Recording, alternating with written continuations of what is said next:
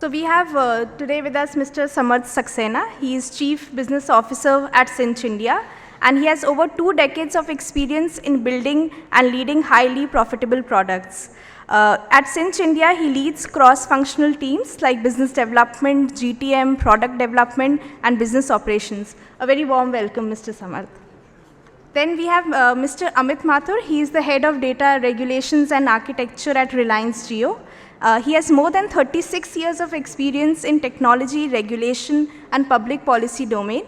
In past, he has also served as a president for AUSPI, an industry body for dual technology telecom operators, leading the public policy initiatives of the association. Welcome, Mr. Amit, to the panel discussion. Then we have got Mr. Siddharth Shah. He is the head of product data at Bharti Airtel. He is responsible for building data products, driving analytics, data science, and insights across the organization. He has more than 15 years of experience, and he has worked with McKinsey and consumer brands as well. In these stints, he has helped organizations transforming through data and to be more data-driven while taking their decisions. Thank you.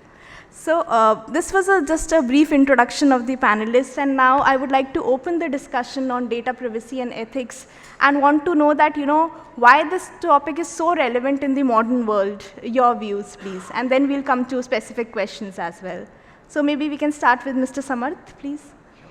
Thank you so much.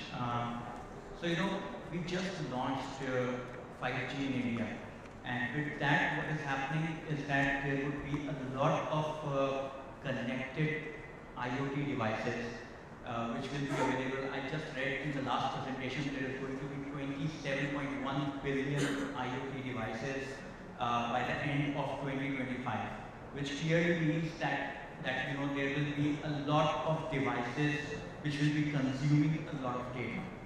With the advent of 5G, what's going to happen is that all these devices will further try to interact with each other.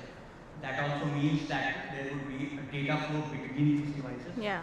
And that also means that all of this data has to be protected just to make sure that we survive in this ecosystem and we help all the players survive in this particular ecosystem. So what's going to happen, according to me, is that a lot of work has to be done to implement the 5G quite securely. And for that to happen, the first thing that has to happen is to make sure that the data that is getting transmitted between the devices is secure. It is happening over a secure layer. And how do we make sure that that these devices are never hacked? So, for example, the last thing we want to see is that a self-driven car getting hacked, or a medical device which is connected with internet, is implanted with someone, and that is getting hacked. So it's life-threatening as well at times. I do believe that with 5G, the availability of data is there. Faster transmission of data, lesser latency, all of that will come along with 5G. But what's take the core is how do we secure and protect the data. Sure, yeah. Mr. Amit, your views. Good evening to everybody. Thank you for this opportunity. Just want to take forward from what Vinay talked about. I just want to share a few statistics. This is something which has been published in April of 2022 only. It talks about that currently there are 100 billion messages that are seen on WhatsApp every day. This is the worldwide interaction. It's talking about 79 zettabytes of data was generated in 2021, and it's expected to go up to 180 zettabytes. This is the kind of volume of data which is talking about. Yeah. And rightly Vinay is talking about that with the billions of IoT devices coming in, this volume is going to go up. So we need to look at what this data, how it is handled. That is what is of critical importance. Another statistics I just want to share that this is some study which has been done. This again puts some question marks. It talks about, because the data which is being collected is at various stages. Yeah. It starts from the handset, looks at the browser, also collecting certain amount of data. data, you have applications collecting the data, you have internet service providers collecting the data. So there are various players in this whole ecosystem who have this data which is available with them, and they're using it in a different manner.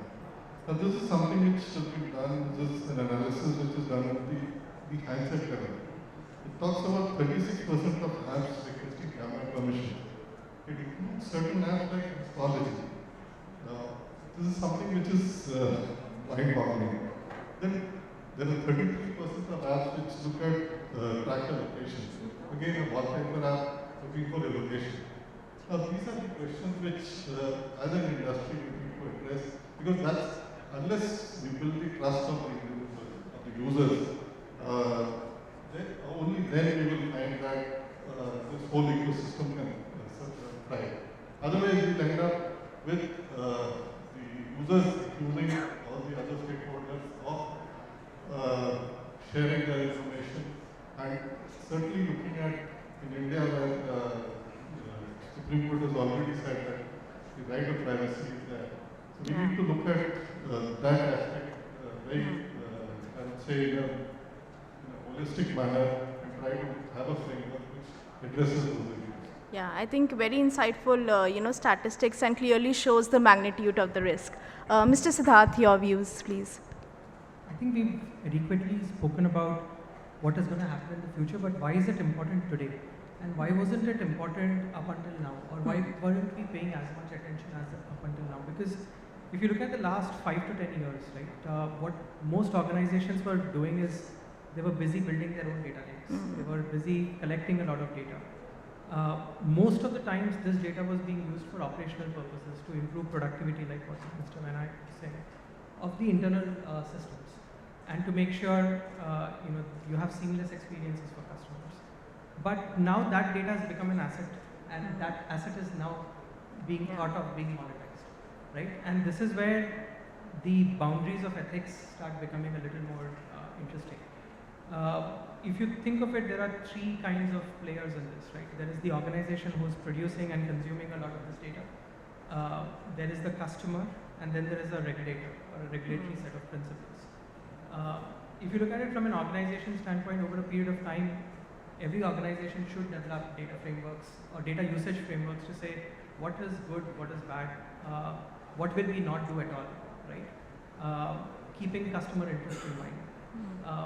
There are, as a telecom service provider, we are anyway governed by a lot of laws around privacy and how we have to protect customers' privacy.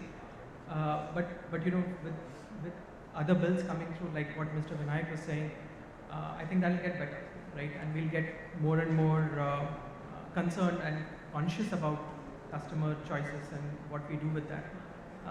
There are obviously frameworks like GDPR, CCPA, that kind of help in guiding this.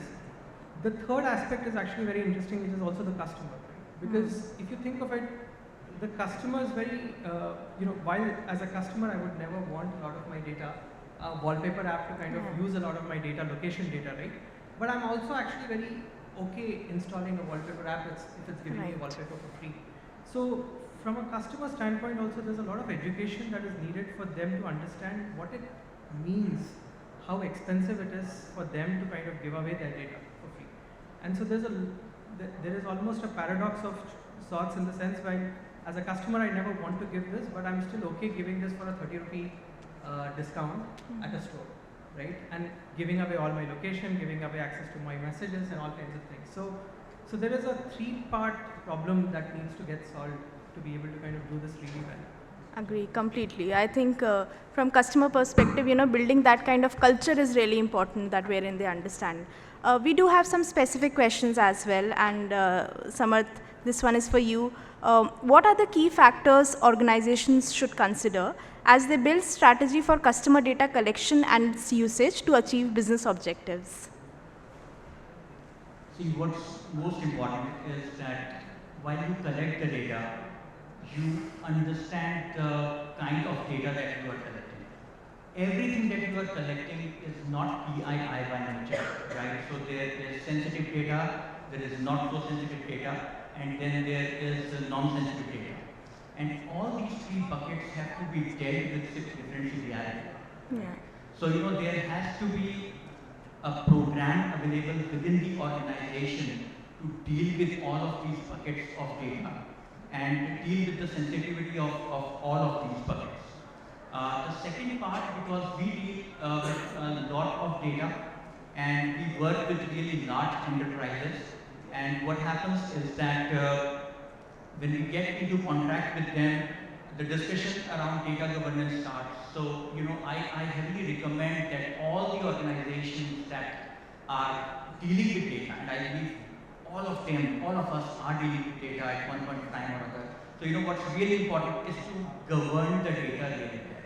And if you have set processes within the organization, which becomes the guiding principle of how do you deal with the data, right?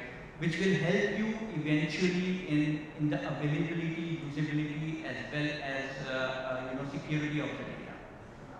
One of the most important aspects while looking at data that you are collecting day in and day out is the life cycle management of that particular data. So right from the collection of the data to the usability of the data and then deletion of the data, all of these layers are super critical in maintaining the life cycle of the data. The last part of data is the deletion, which I talked about. The life cycle ends at deletion of the data. Unfortunately, since there is not a guiding principle or a guiding framework in India around this, so every organization is working in silos, and data deletion does not become part of data governance policy.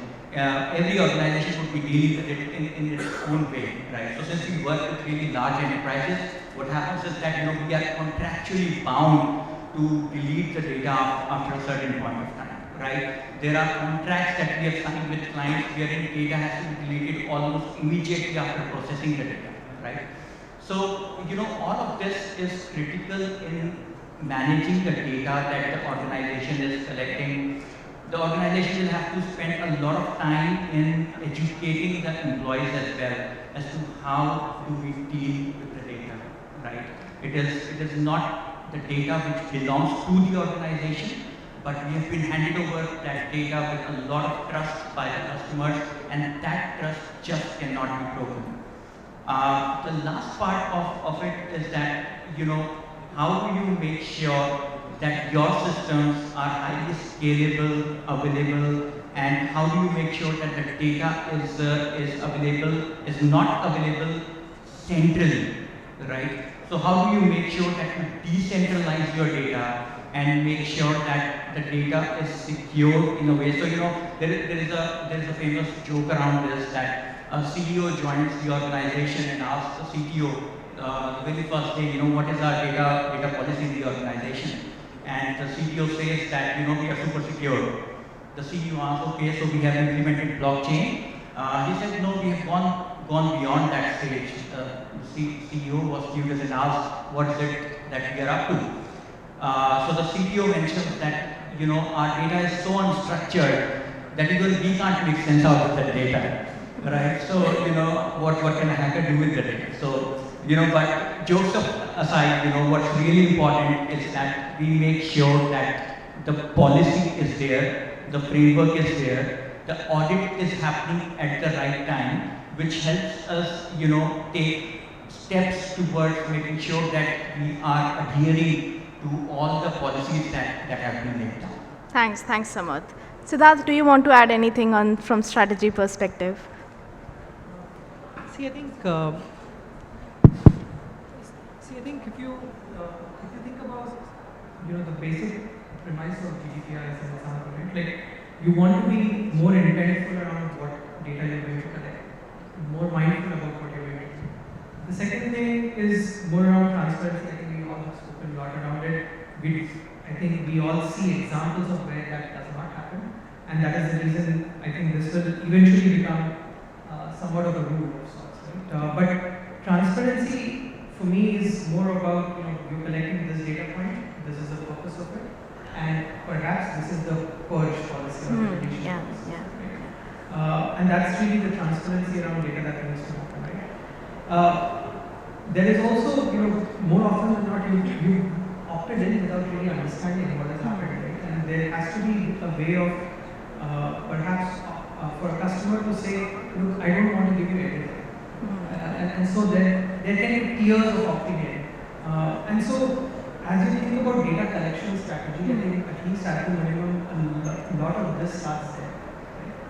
Right? The second part of this is more around, what are you going to do with a lot of this data, right? If you see, there are tons and tons of companies today that are helping in democratizing data. We talk about self-serve, left, right, and center for everything. Self-serve data plumbing, self-serve, using the data, dashboarding, all kinds of analytics, self-serve data science, etc. But what has happened is in all of this, we democratize the use of data, to not really democratize the ethics of data, right, that governs the use of it. And I think ethics we will usually is a few years back behind and will eventually catch up in terms of how exactly do you use this. Right? So that is the other thing I will have. The third piece is how do you kind of be more mindful as an organization, and that is where the data usage framework comes into picture. How are you going to govern this? But just creating a framework is one part of the problem, right? How do you democratize this? How do you make this a part of your business operations? Is also very interesting. For example, the coffee example I was talking about. The coffee barista on the other side is asking if I can download the app and I'll get 30 rupees off on the coffee or some such number, right? But he's not talking about what is going to happen if I download this app, right? And that is where embedding into data operations becomes very critical, right? Today, because a lot of people may have access to some of this data within the organization, and we see this across organizations as well. I've seen this across organizations. How do each of them get more sensitized to how some of this data can be used, can be misused, etc., and so that is that. I think generally speaking, these are a few things that we'll have to do as we become more customer conscious, as we kind of become closer to building a brand that the customer trusts from a data standpoint as well. Right. No, completely agree. Designing a data governance framework, but then also implementing it throughout the organization, creating awareness around it is really important.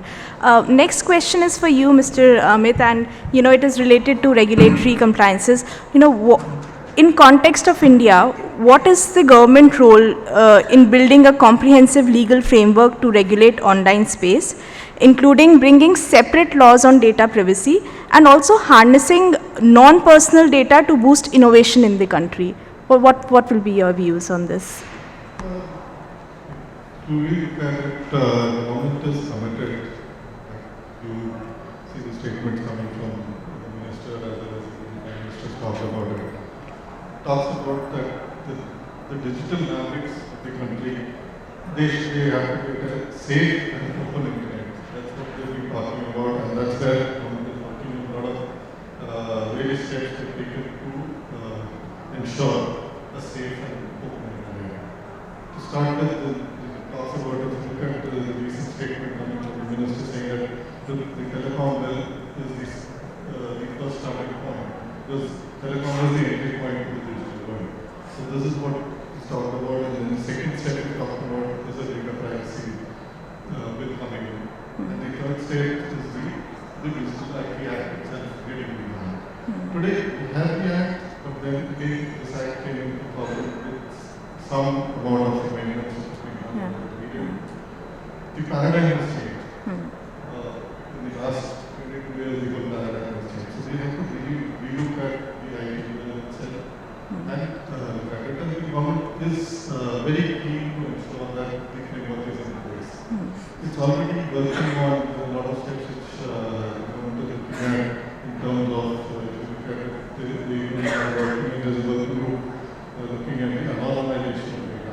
They want to set the standards for anonymization. So once the anonymization standards are set, those are available to everybody. That these are the standards which we are looking at. This is what we expect the organization to adhere to. So once we have that, you will find that the organization will implement those things into it, and then the ultimate gainer would be the individual users. Yeah. You will be able to utilize the data to provide better services or new innovative services. When we are talking about non-personal data, that is where we are looking at the innovation to happen to a large extent. Then again, government is also talking about how the data sharing will happen. So all those things are critically important. Of importance because it is not that the sharing can happen. There has to be certain things which have to be adhered to. And to look at it, all again I will come back to the same thing is there's a right to privacy which the Supreme Court has very rightly formulated from the government. So everything has to flow from there. And if you really look at it, at least from our side, we feel that the data privacy will is the bedrock on which everything else will run. That's Completely agree. Thank you so much. Now coming to the another important question, since we are talking so much of ethics. So Samarth, how do we define ethical use of data, and how does the ethical use of data help a company to negotiate competing priorities? Your views on this?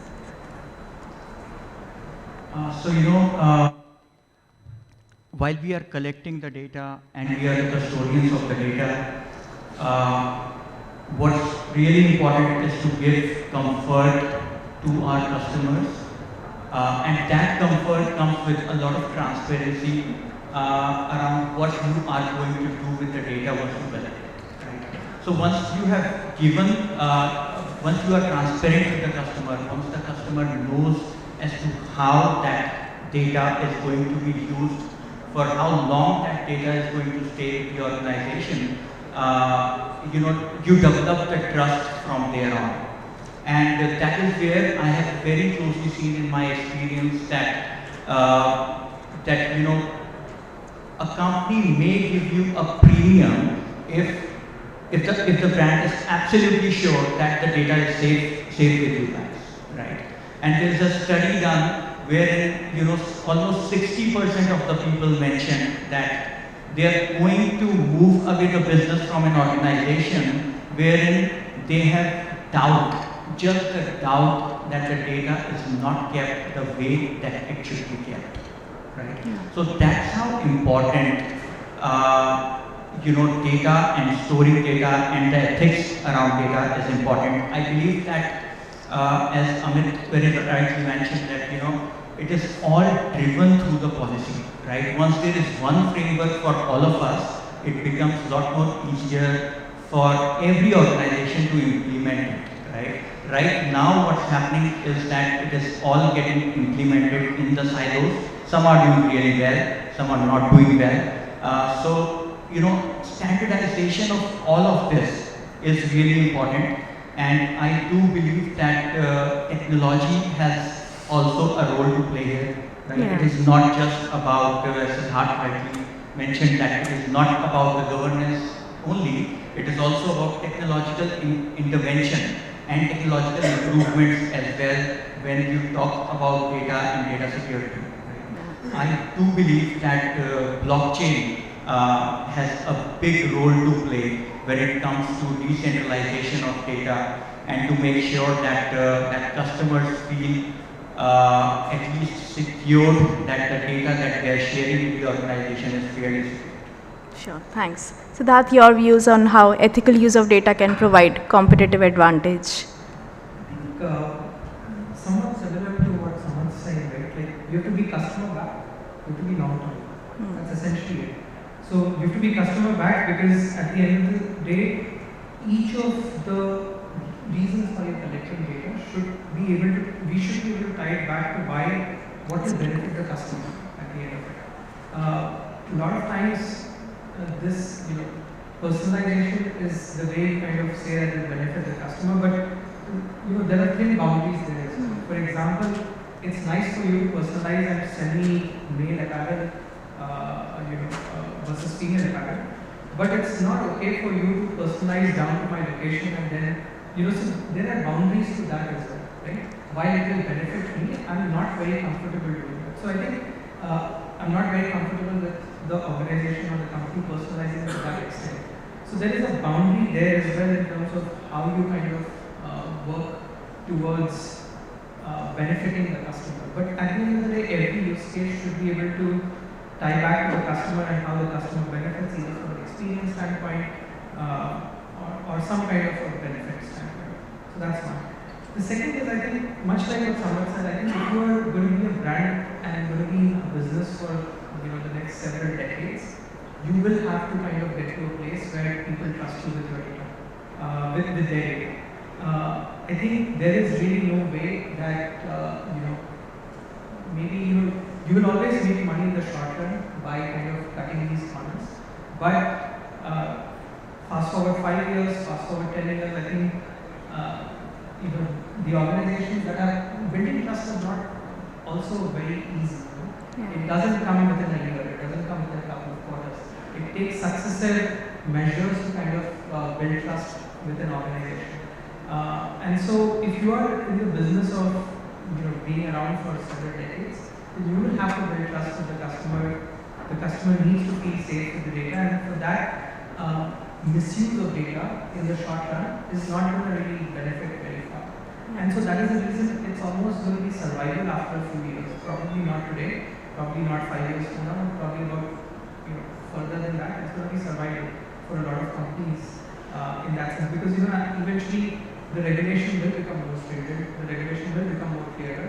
A company that is probably cutting corners will have to basically, the business model will be extinct beyond a point.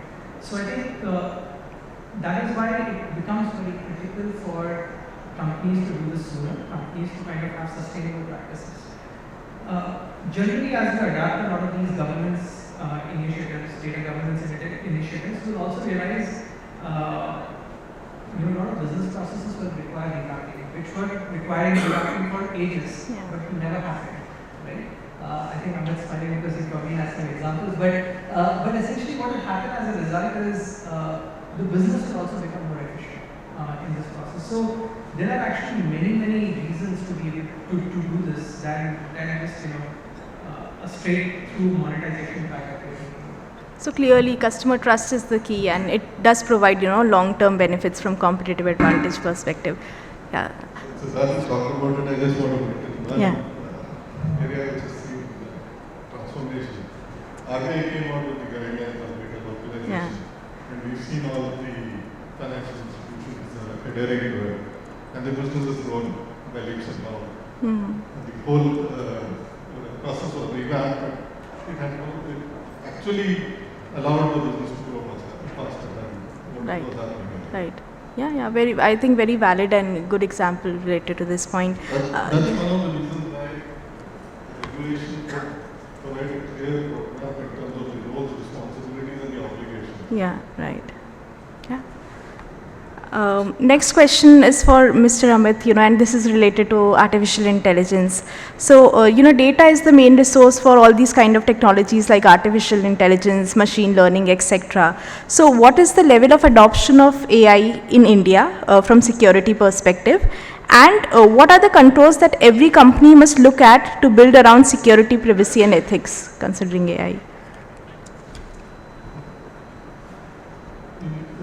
When you look at it, AI as the adoption levels are increasing day by day in India.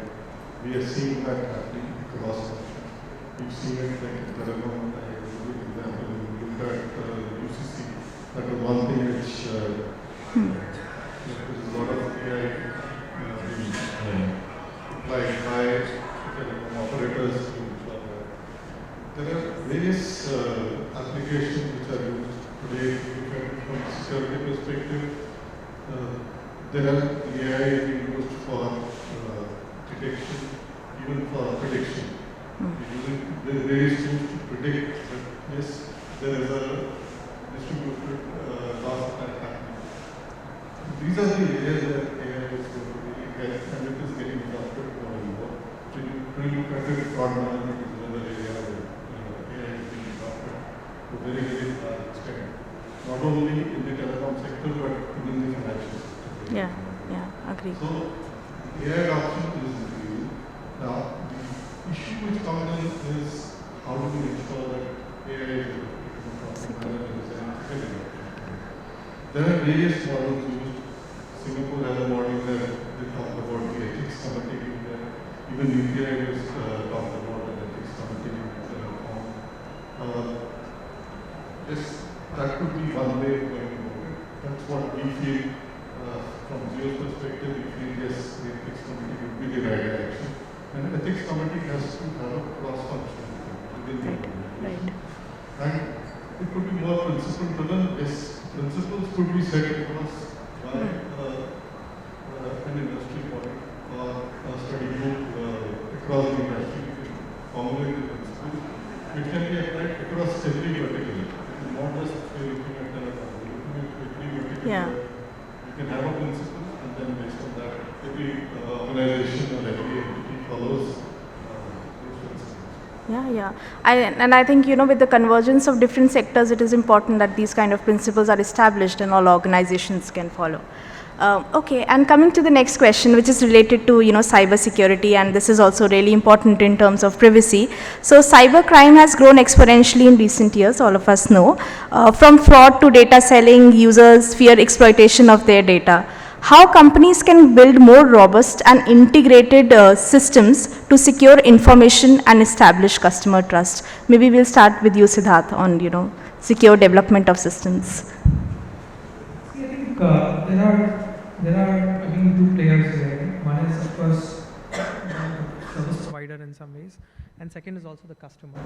I think if you see a lot of the fraud cases that also happen because I think it was in this discussion on the one before. We're talking about people clicking a wrong SMS, or people responding to spams, or making a wrong call through the SMS. So I think there is a lot more that has to be driven from the customer first, right? And to be able to solve that as a problem. And I know there is a lot of work that is happening there, and I think it will take a little bit of time for that to kind of catch up, right? From a service provider standpoint, while the number of incidents very few, but even one incident is probably going to be fairly disastrous. Right. So I think there is a lot more auditing, continuous auditing. There's a lot more rigor that needs to happen. That needs to kind of go along in terms of how we can improve this thing. How do we secure data within your own premises? How do we kind of make sure that the access of that data is very limited on a need-to-be basis, on a very time-bound basis? All of that is essentially something that are principles that are kind of things that we kind of take very seriously. And we kind of think about how, while it's good to democratize data, you really have to be very careful about what are the implications of democratizing data, right? Increasingly, what levels of data will be democratized, right? How aggregated will that be? How a customer? So there's a whole bunch of layering in terms of what to do. That's essentially what. Mr. Amit, your views on cybersecurity being an important. Cybersecurity is not just about processes and tools. Is one. What Siddharth is talking about is the awareness of the individual users as well as within the organization. It's a simple example that if you look at it, there is a survey which has been done that about 33% of the people still have a password which is 123, 12345.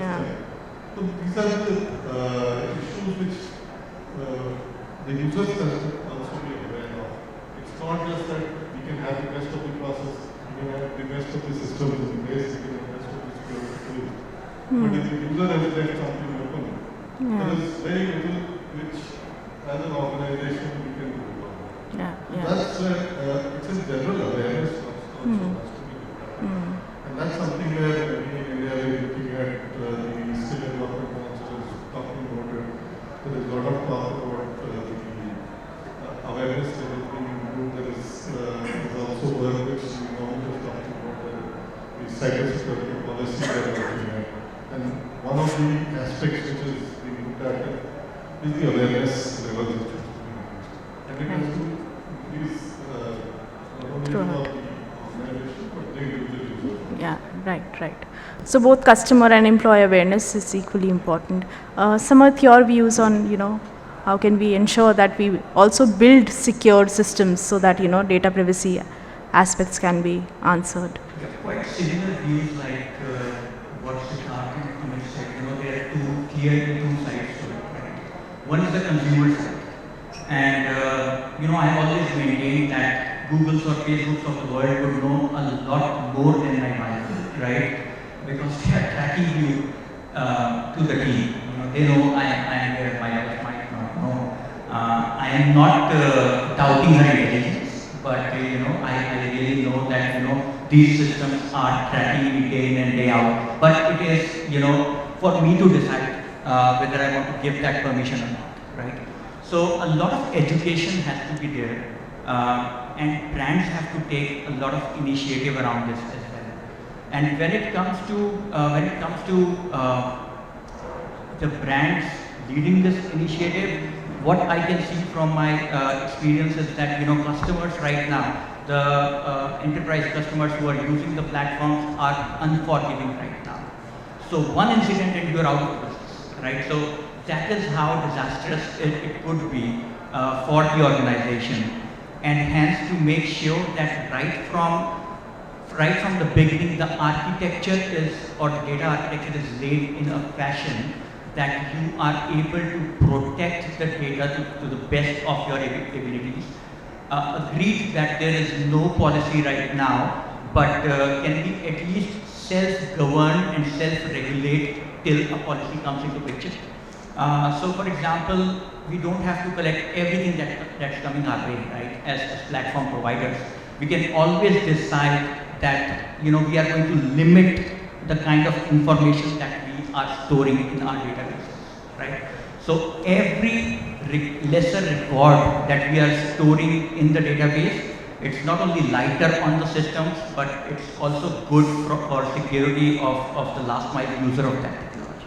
Sure, thanks. So, clearly in this panel discussion, we saw that, data is an invaluable economic resource. And in order to use it freely and, to get positive business results out of it, trust in form of, transparency, ethics, security has to be built into all business processes by default, and also embedded within organizations' culture, thought, and behavior. So, with this, we come to an end of this panel discussion, and I would like to thank all the panelists here for your invaluable thoughts, and audience here for your kind attention. Thank you so much. Thanks, everyone. We do have a token of appreciation and thanks here, so please.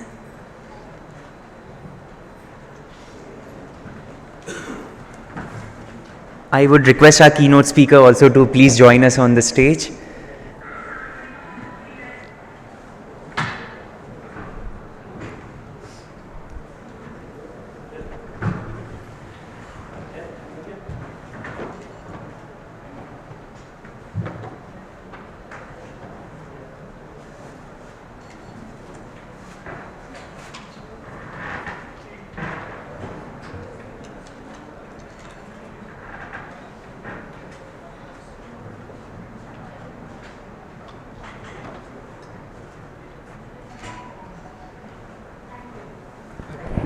Thank you everyone, and thank you for your patience since this was the last session of the day.